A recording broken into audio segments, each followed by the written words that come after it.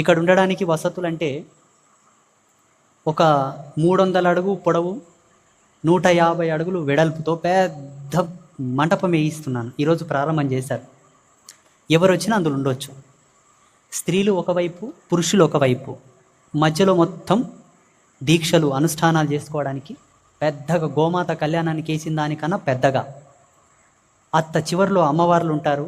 అమ్మవారి ముందు మొత్తం సర్వతోభద్ర మండలం కానీ, కలశాలు కానీ, నవగ్రహ స్థాపన అన్ని ఆచార్యులు చేస్తారు. ఆ స్టేజ్ ముందర హోమగుండం ఉంటుంది.